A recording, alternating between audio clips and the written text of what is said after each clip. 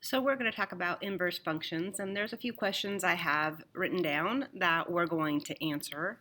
Um, the first thing is, what is the notation? So I'm looking at this word here. What is the notation for an inverse relation? And the way that I would write that is I'd say, so some relation, its inverse would be this -1.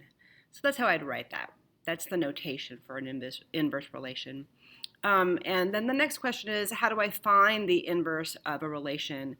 And the way that I do this is I switch the x and y values. Okay. And what is a function? Well, I know something is a function, and I'm going to write this whole thing out. So I'm going to say a function, we're going to say it passes the vertical line test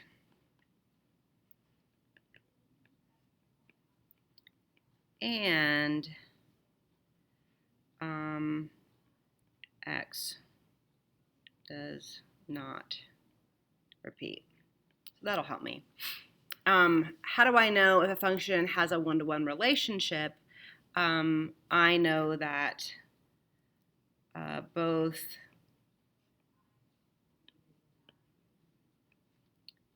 the function and its inverse are functions. Or I'll say both the relation, both the relation and its inverse are functions. Okay, so we're going to do an example. And I'm going to have this list of points, and I'm going to say, I'm going to do it this way. This is my x, this is my y. I'm going to look at it this way. And say if I have this list of points, and I want to know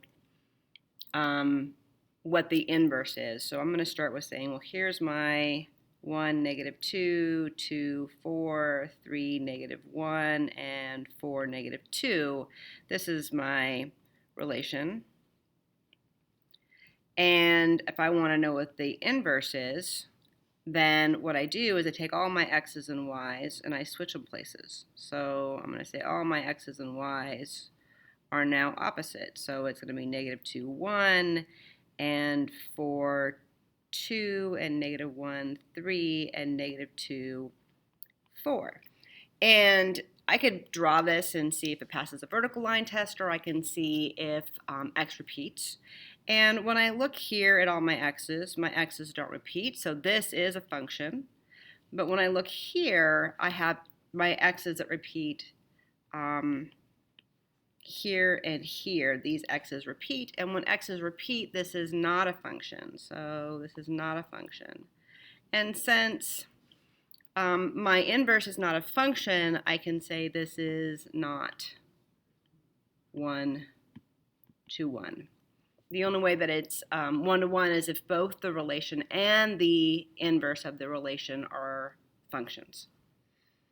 Okay, so we're going to do another example here. I'm going to do the same thing. I'm going to put them in a table just because it makes my life a little easier to kind of keep track of it, and say this is my x and my y, and say this is 1, 5, 1, 6, 3, -4, and 4, 9. This is my relation. And my inverse is going to be taking all of my x's and y's and switching them places. So this is x and y. So I have 5, 1, 6, 1, 3, -4, -4, 3, -4, 3, and 9, 4. Well, when I look at my x's, here this is not a function because my x's repeat here and here. And this guy right here, well, this is a function. This is a function because my x's do not repeat. But in order to be 1-to-1, they have to both be functions. So this is not 1-to-1. 1. Okay. And my last example, I'm going to put in some lines here and say, well, if my 0 goes to 6 and my 1 goes to 2 and my 11 goes to 6, I need to have